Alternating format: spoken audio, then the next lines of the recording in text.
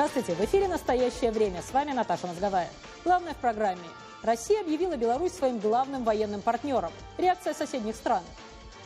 Почему некоторые страны Восточной Европы голосуют против санкций? Дипломатические претензии. США и Россия обсуждают штрафы за неправильную парковку машин. Вашингтон сообщил о главном короткой строкой, подробности скоро. А теперь слово Праге. Сергей? Наше событие дня в настоящем времени из Праги. Я Сергей Дорофеев. Здравствуйте. Россия и Беларусь будут проводить больше учений из-за новых угроз союзному государству. Об этом говорит министр обороны России Сергей Шойгу. Заявление звучит на совместной коллегии Минобороны двух стран. Беларусь при этом Шойгу называет главным военным партнером России. Республике передается вооружение и, как мы уже сообщали ранее, в Беларуси создается новая военная авиабаза в Бобруйске. Мы в этом году завершим передачу 4 комплектов комплексов С-300. И они, я думаю, уже в 2015 году станут на вооружение в белорусской армии. Кроме этого, на следующий год у нас на аэродроме Баранович станут самолеты, 12 боевых самолетов Су-27, 2 учебных самолета Су-27 и звено вертолетов. И также, вспомнив Украину, министр Шойгу обвинил западные страны в желании экспортировать цветные революции. Новое звучание приобретает тема цветных революций. Сегодня мы наблюдаем результат применения этого инструмента внешнего воздействия на Украине. По сути, прозападные силы стремятся сформировать в этой стране передовой рубеж давления на союзное государство, повлиять на устойчивое развитие России и Беларуси. Об опасности экспорта революции Запада часто говорит и Александр Лукашенко. Так, в недавнем интервью Евроньюз он заявил, что на Киевский Майдан пришла часть людей, боевиков, подготовленных в определенных украинских лагерях. Я это знаю, потому что подобные лагеря были созданы и на юге Беларуси, рядом с Украиной. И мы их вышвырнули с Беларуси. И мы знаем, кто был спонсорами подготовки боевиков в подобных лагерях. Не проблема сегодня устроить некую якобы мирную акцию, в том числе и на Майдане, с благовидными целями. А потом ввести внутрь этой акции весьма подготовленных и готовых к действию в определенных целях людей. И в свете этих заявлений в странах Балтии слова Шойгу восприняли с угрозой. Мы связались с аналитиком Центра восточноевропейских исследований из Вильнюса Мариусом Лауринавичусом. Этот режим показал, что он может сделать все, что угодно. Я еще раз возвращаюсь к путинской речи в Сочи, когда он сказал, что Россия — это медведь, который ни у кого никакое разрешение не будет спрашивать. Это значит, что и у НАТО тоже не будет спрашивать разрешения, можно ли ему зайти в страны Балтии, скажем. Так что опасения — это вполне нормальные. И да, эти опасения, что Россия может напасть и на балтийские страны, в балтийских странах присутствуют. Впрочем, решение Кремля о новых учениях и новых военных базах в Беларуси – логичная реакция, считает военный аналитик из Москвы Александр Гольц.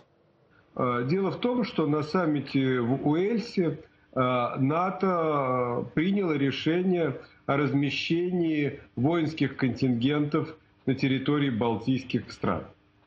И России позарез нужно продемонстрировать какой-то ответный шаг. Что-то серьезное сделать довольно рискованно, поскольку тут же последуют ответные западные шаги. Вот это появление базы с несколькими истребителями, я думаю, в ближайшее время и довольно долго будет преподноситься как ответный шаг России.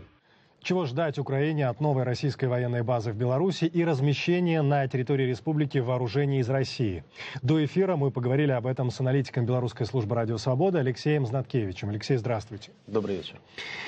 Пусть сегодня это может звучать как преувеличение, но тем не менее часть экспертов считают, что зеленые человечки могут появиться на севере Украины. И есть мнение, что они могут прийти как раз с белорусской территории. Насколько, по-вашему, это реально, вот особенно после заявления министра Шойгу? Я думаю, что это очень маловероятный сценарий. Он маловероятен по двум причинам. Во-первых, для Лукашенко это было бы политическое самоубийство. Это бы значило показать, что он марионетка Кремля полная и абсолютно не поддерживает белорусское общество участие Беларуси в этом конфликте. То есть белорусское общество настроено на нейтралитет. Даже если оно поддерживает Россию, как симпатии относится к России. Второй вариант – это то, что такой конфликт, участие через Беларусь, возможно только при эскалации конфликта.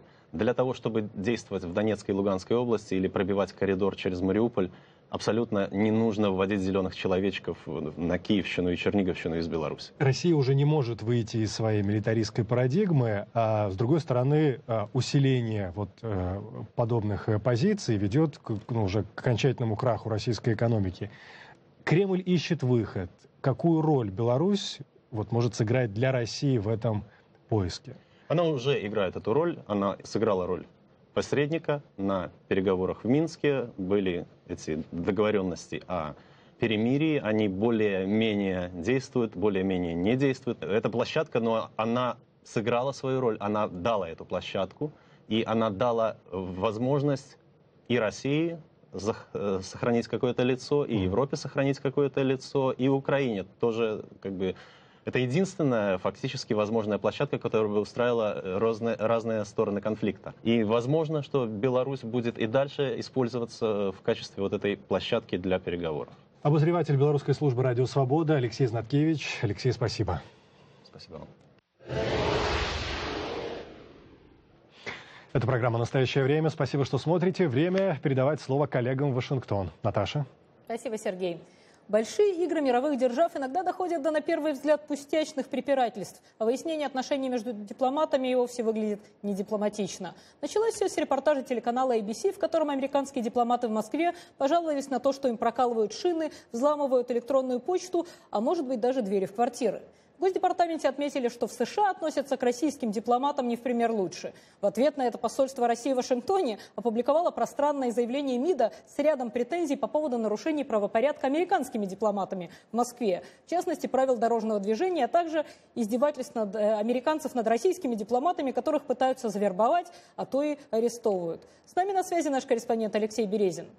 Алексей, судя по отчету вашингтонских властей, жалобам российского МИДа дипломаты, в общем, в целом не любят платить штрафы за нарушение правил дорожного движения. Что говорит по этому поводу статистика? Если честно, откровенно говорить, то дипломаты всех стран не очень любят платить штрафы, поэтому неважно, Америка это, Россия, Великобритания или Австралия. Тем не менее, статистика говорит вот что. В 2011 году российские дипломаты были лидерами в Вашингтоне по неуплате штрафов. Накопилось порядка 900 неоплаченных штрафов на сумму в $27 тысяч. На тот момент это было, скажем так, первое место среди всех дипломатов. За несколько лет эта ситуация улучшилась, и вообще все дипломаты, не только российские, подтянулись и оплатили свои штрафы. И сейчас, по данным на прошлый год, у России было 25 неоплаченных штрафов на общую сумму примерно $3000. При этом, если мы посмотрим, то 25 неоплаченных штрафов, $3000, то где-то в среднем чуть больше $100 за штраф. И если учитывать, что дипломатов штрафуют за проезд на красный свет, за превышение скорости и за неправильную парковку, то здесь мы говорим о достаточно серьезных нарушениях, опять же, судя по сумме штрафов. В то же время дипломаты, известно, имеют дипломатическую неприкосновенность, иммунитет и какие-то серьезные правонарушения на них не распространяются. Да, их могут выслать, но тем не менее здесь действует дипломатический иммунитет. Наталья? Спасибо. Это был наш корреспондент Алексей Березин. Тема правил дорожного движения в дипломатии оказалась настолько серьезной, что этот вопрос даже прокомментировали в Госдепартаменте. Мы очень серьезно относимся к безопасности и благополучию наших дипломатов и персонала консульств, а также членов их семей за рубежом. Мы также крайне серьезно относимся к безопасности и благополучию зарубежных дипломатов и сотрудников консульств, и мы очень серьезно относимся к обязательствам, взятым на себя в рамках Венской конвенции. Персонал американских посольств и консульств соблюдает правила дорожного движения, что они должны делать по Венской конвенции. И они должны платить штрафы за нарушение правил парковки и другие подобные нарушения. Я не буду, конечно, комментировать то, что касается разведки, но мы постоянно привлекаем и продолжаем работать с нашими российскими партнерами по целому спектру вопросов, включая, разумеется, и этот. На сайте Белого дома появилась петиция с требованием к Вашингтонской администрации принять все законные меры для того, чтобы добиться освобождения украинской летчицы Надежды Савченко. Ее задержали на востоке Украины, затем перевезли в Россию, где намерены судить. По правилам, для того, чтобы представители администрации дали официальный ответ, необходимо собрать 100 тысяч подписей за месяц. Однако под петицией в поддержку Савченко уже стоит больше имен. Но и без этого требования граждан Вашингтона обращаются к теме задержанной летчицы достаточно часто. Мы глубоко озабочены новыми обвинениями, которые собираются предъявить украинской летчице Надежде Савченко. Она помещена в печально известный Центр социальной и судебной психиатрии имени Сербского для принудительного судебно-психиатрического свидетельствования. Эти новые обвинения в том, что Савченко нелегально пересекла российскую границу, не поддаются логике. Савченко была захвачена на востоке Украины поддерживаемыми Россией сепаратистами и против ее воли вывезена в Россию. Ее задержание, срок которого в начале этой недели был продлен до 13 декабря, является грубым нарушением закона и обязательств, принятых Россией в соответствии с Минским соглашением. Глава компании Apple Тим Кук в колонке для издания Bloomberg Businessweek заявил, что он гей. Собственно, он этого никогда специально не скрывал, но в чем смысл такого публичного заявления? Цитата Кука. «Если известие о том, что генеральный директор компании Apple является геем, может помочь кому-то принять себя тем, кем он или она являются, или утешить кого-то, кто чувствует себя одиноким, или вдохновить кого-то на борьбу за равенство, то я готов пожертвовать ради этого правом на конфиденциальность». Российские СМИ, между тем, сообщают, что депутат Законодательного собрания Санкт-Петербурга Виталий Милонов предложил запретить Тиму Куку въезд в Россию. Прага, теперь ваша очередь. Сергей? Британский журнал «Экономист» опубликовал статью «Россия расширяет свою шпионскую сеть и военные операции в Восточной Европе». Сообщается, что активность российских шпионов на своей территории заметили спецслужбы Чехии. Восточная Европа разделилась таким образом на два лагеря – антипутинский и пропутинский. Об этом подробно моя коллега Шахида Якуб говорила с известным чешским комментатором Ефимом Фиштейном. Вы знаете, вся Восточная Европа, бывшая сателлиты бывшего Советского Союза, они распались, я бы сказал, на два неравных крыла. Во-первых, есть Польша и страны Прибалтики, к ним присоединились фактически в их позиции антипутинской, не скажу антироссийской, это разные вещи, но антипутинской. Присоединились Румыния и Болгария после последних выборов в Болгарии. И Центральная Европа, государства, когда-то входившие в Австро-Венгрию. Это прежде всего Венгрия, Словакия, Чехия, которые действительно проявляют некоторое, я бы сказал, пропутинское рвение. Венгрия ждет, не дождется российской агрессии по той причине, что Виктор Орбан, как сам заявил, от краха нынешнего миропорядка, мироустройства ожидает больших выгод для себя. Он ожидает того, что Венгрии удастся восстановить тот контур государственный, который был когда-то до Трианонского соглашения, до 1920 года. То есть Венгрия хочет вернуть себе потерянные земли? Так, потерянные в начале 20 века. Но этим сейчас модно заниматься, как я понимаю. Этим сейчас очень модно заниматься, несомненно. В то время как у Словакии и Чехии совсем по другим причинам возникает некий пропутинский альянс. Они подстраховывают сами себя на тот случай, если Путин действительно реализует свои грандиозные наполеонские планы и действительно продвинется ближе к Европе. Это, опять же, не отражает настроение всего общества и всех так жителей. Вот, возвращаясь все-таки к электорату. Да. 56% чехов высказались за эти европейские санкции. То есть в данном случае президент с его пропутинскими настроениями, а я просто подчеркну, что он ездит на мероприятия, которые друзья Путина организуют, выступает там по-русски на своем ломаном и довольно жалком русском, но, тем не менее, называет себя и считает себя как бы близким другом Сергея Лаврова и других российских политиков. Россия очень много инвестирует, инвестировала в Восточную Европу, как на высшем уровне, как инвестиции в предприятия, в какие-то индустрии, так же, как и инвестиции, скажем, в собственность. Очень популярно покупать недвижимость той же самой Чехии, вот в Карловых Варах, в Черногории, в той же самой Латвии. Этот приток российского капитала, он прочно установился в этих странах. Так. Карловы Вары давно уже чехи считают фактически русским городом. Там в свое время и вывески были на двух, а может быть и даже на одном на русском языке. Правда, после этого городские власти запретили иметь вывески только на русском языке, поскольку все-таки он по отношению к Чехии иностранный. Но, тем не менее, инвестиции в недвижимость, покупка домов, квартир в Чехии – явление самое обыденное. Сейчас, как мы знаем, происходит некоторое обратное движение.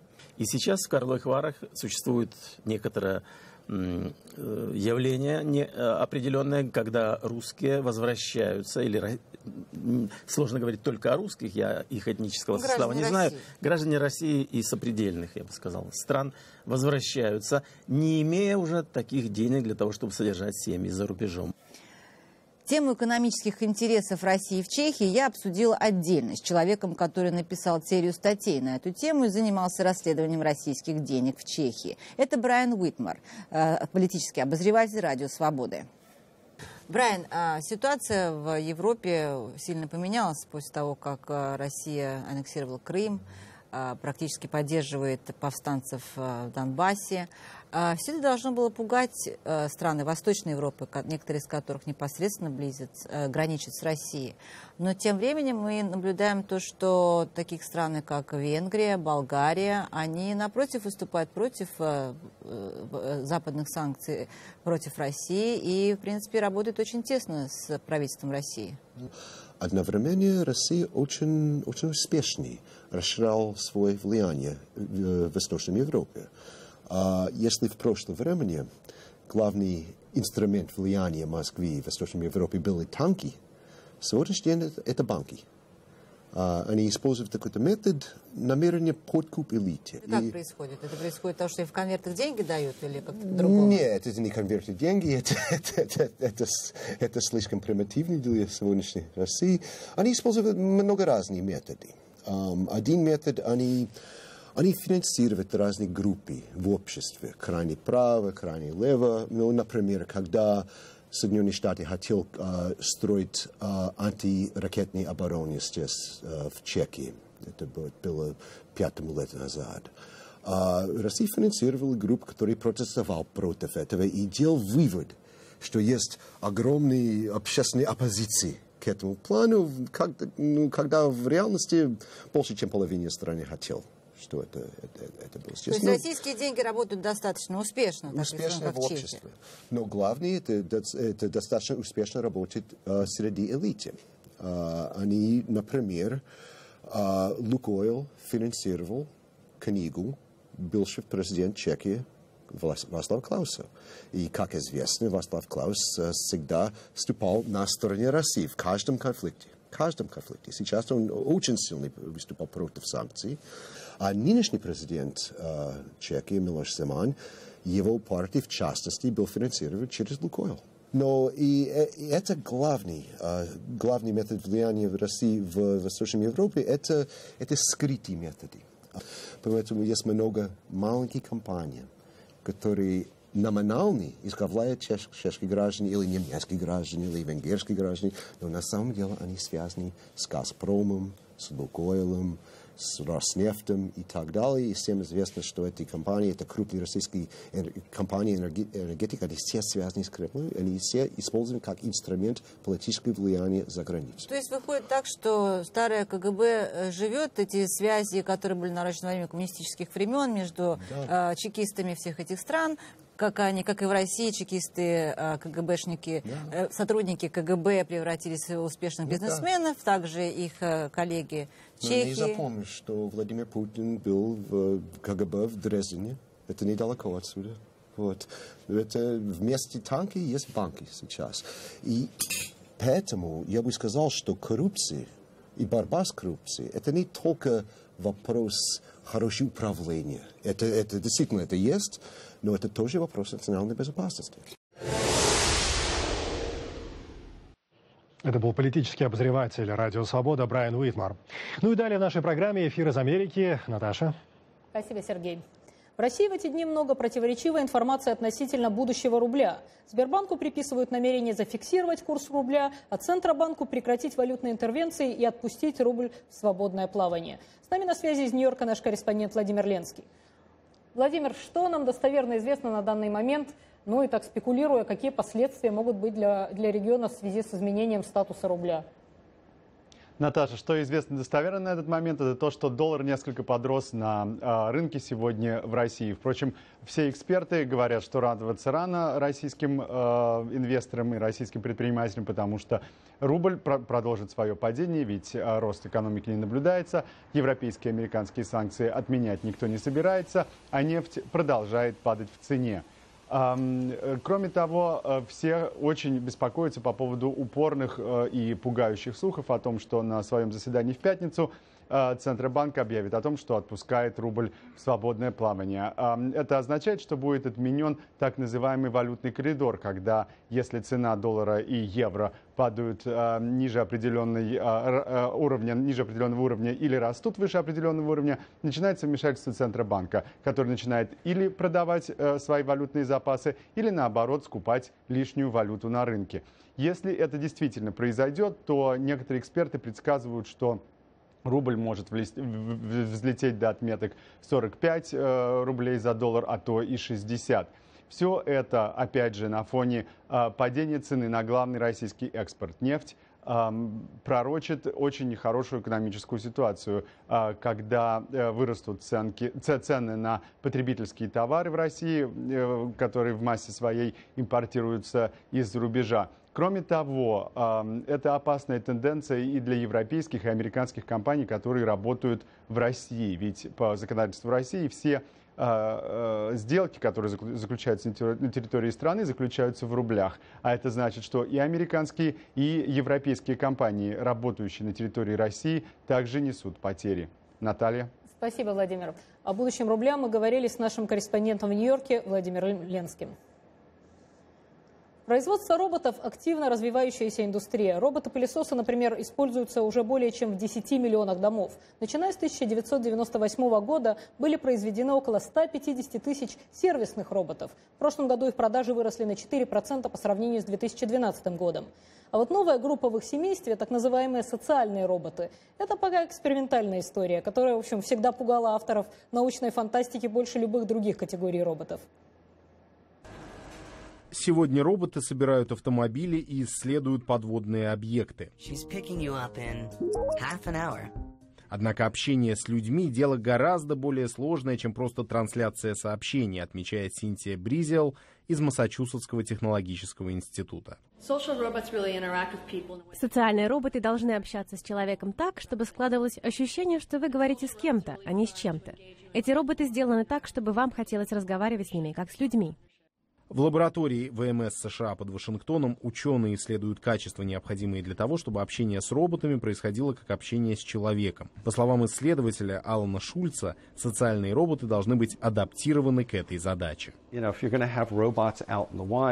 Если мы хотим, так сказать, предоставить роботам некоторую свободу, то они должны соблюдать наши нормы общения и выполнять то, что мы от них ожидаем, чтобы мы спокойно продолжали существовать в нашей среде и особенно не задумываться о присутствии роботов. Социальным роботам совсем не обязательно быть похожими на человека внешне. Глава компании Savvy Oak в Калифорнии Стив Коусинс рассказал о роботе, который уже тестируется в отеле в качестве посыльного, доставляющего небольшие предметы гостям. Робот по имени Батлер разработан для функционирования среди людей и для людей. Он общается с клиентами у стойки регистрации, когда у них есть поручения. Робот общается с гостями в лифте по пути в номер и с теми, кто ждет его в конечном пункте. Пока что социальные роботы выполняют лишь простые поручения, такие как передача сообщения или фотографирование. Однако, по мнению Синтии Бризел, разработавшей одну модель, социальные роботы в будущем найдут широкое применение. Круг их задач расширится, как, например, в образовании, медицинском обслуживании и жизни пожилых людей, стремящихся сохранить независимость и поддерживать связь с семьей, а также в играх, индустрии развлечения, сервиса и многих других отраслях. Тем не менее, критики считают, что пока роботы не готовят нам ужин и не моют окна, едва ли целесообразно тратить деньги на изготовление симпатичных устройств для выполнения заданий, с которыми уже справляются наши смартфоны. Сепаратисты, ополченцы,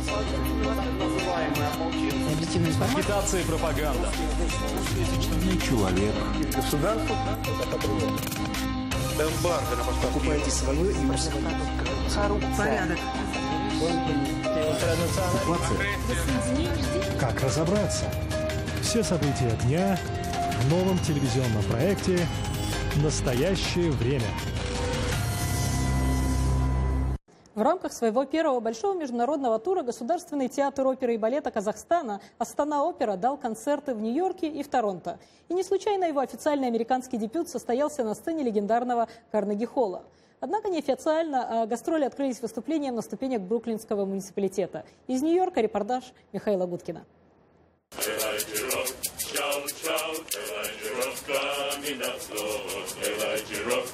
Даже для искушенных меломанов в Нью-Йорке казахские мелодии, звучащие со ступеней Бруклинского муниципалитета, оказались в диковинку. Между тем, именно так с импровизированного концерта и пресс-конференции с участием президента Бруклина начались гастроли Государственного театра оперы и балета Казахстана «Астана-опера». Мы будем нести в нашей музыке широту наших степей, запах полыни, горные просторы нашей страны.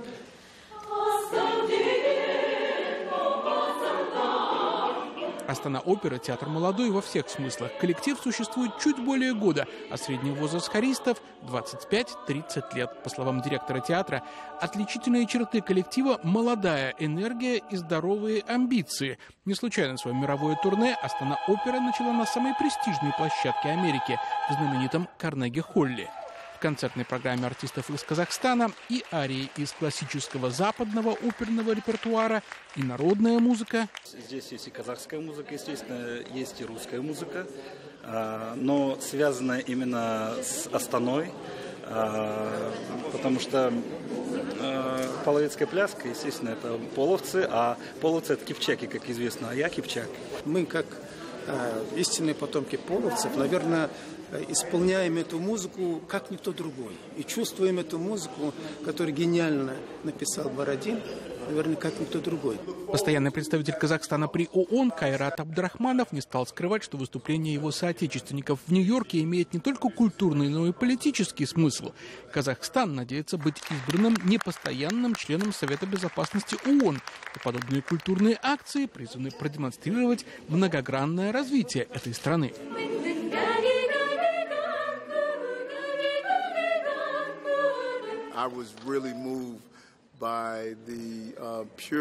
Я был глубоко тронут чистотой звучания голосов и тем, насколько они профессиональны. Талеген Мухамеджанов подарил президенту Бруклина макет возглавляемого им театра, а Эрик Адамс принял приглашение посетить Казахстан. Из Нью-Йорка труппа Астана-опера отправилась в Торонто, а оттуда в Париж, Брюссель и Роттердам. Михаил Гудкин, Сергей Гусев, Нью-Йорк. Настоящие новости, как всегда, в настоящем времени. Программу подготовили «Голос Америки» из Вашингтона и «Радио Свобода» из Праги. Наш выпуск завершается, но уже завтра мы увидимся с вами и Сергеем Дорофеевым. Мы благодарим коллег в Вашингтоне и всех наших зрителей. Смотрите нас в социальных сетях и в эфире своих национальных телеканалов. Настоящее время вновь наступит уже завтра вечером. Я Сергей Дорофеев. Спасибо. Всего доброго. До свидания.